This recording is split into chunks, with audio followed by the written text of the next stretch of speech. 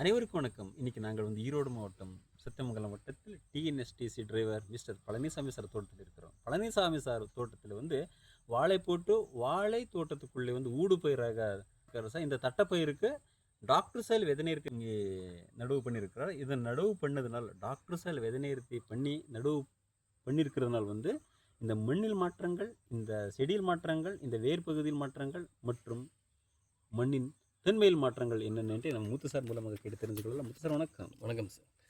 Sir இன்றைக்கி நம்ம பார்க்க போகிறது இவர் குண்டால் நேந்திரா போட்டிருக்காரு. குண்டால் நேந்திராவில் பார்த்தீங்கன்னா தட்டைப்பயிர் ஊடு பயிராக போட்டிருக்காரு.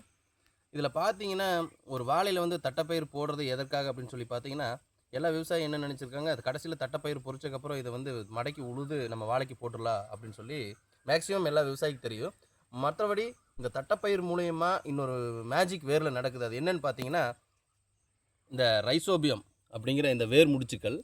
இது வேர் முடிச்சுகள் அப்படிங்கும்போது பார்த்தீங்கன்னா கெட்டது செய்கிற வேர் முடிச்சுகள் இருக்குது, நல்லது செய்கிற வேர் முடிச்சுகள் இருக்குது. இந்த நல்லது செய்கிற வேர் முடிச்சுகள் பார்த்தீங்கன்னா இந்த உருண்டை இந்த ஷேப்பில் இருக்கும், நீங்கள் பார்க்கல வேரில். Rhizobium nodules. இந்த ரைசோபியம் நாடுல்ஸ் என்ன பண்ணுதுன்னு பார்த்தீங்கன்னா வளிமண்டலத்தில் இருக்கக்கூடிய 78.8% நைட்ரஜனை அமோனியாவாக மாற்றி நம்ம மண்ணில் டெபாசிட் பண்ணுறது இதனுடைய முக்கிய வேலை. இந்த அமோனியா நம்ம மண்ணுக்கு சேரும்போது ஸ்டோரேஜ் ஆகிட்டே இருக்கும். அதாவது நம்ம ஒரு பயிருக்கு யூரியா கொடுக்க வேண்டிய அளவு கிட்டத்தட்ட ஒரு 80% அளவுக்கு குறையிறதுக்கு வாய்ப்பு இருக்குது.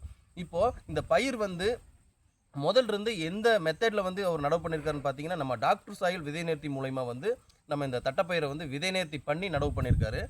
இந்த விதை நேர்த்தி பண்ணி நடவு பண்ணும்போது என்னென்னு பார்க்குறீங்கன்னா வேர் சம்மந்தப்பட்ட நோய்கள் ஸ்டார்டிங்கில் இது எந்த விதமான நோய் தாக்குதல் இல்லாமல் செடி ஆரோக்கியமாக வளர்க்க ஆரம்பிக்குது. இந்த மாதிரி நோய் தாக்குதல் இல்லாத இடத்துல தான் இந்த ரைசோபியம் அப்படிங்கிற இந்த வேர் முடிச்சு ஏற்படும்.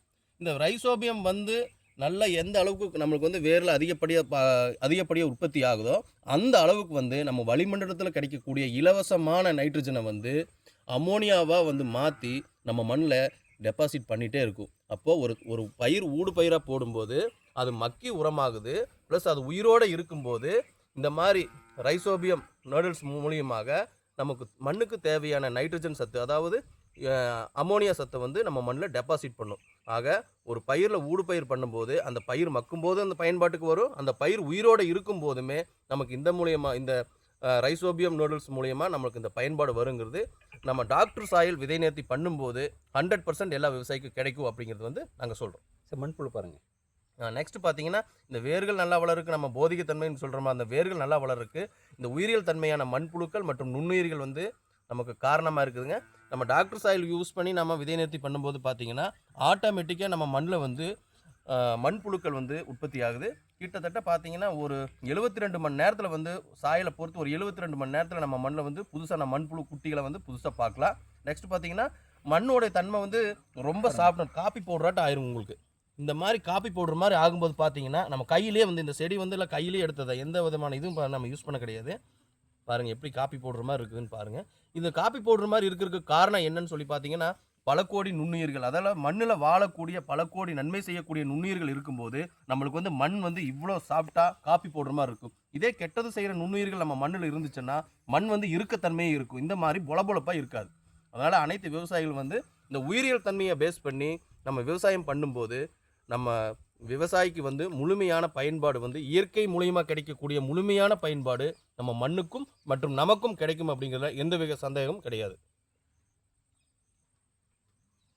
Thank you sir. Okay sir, thank you.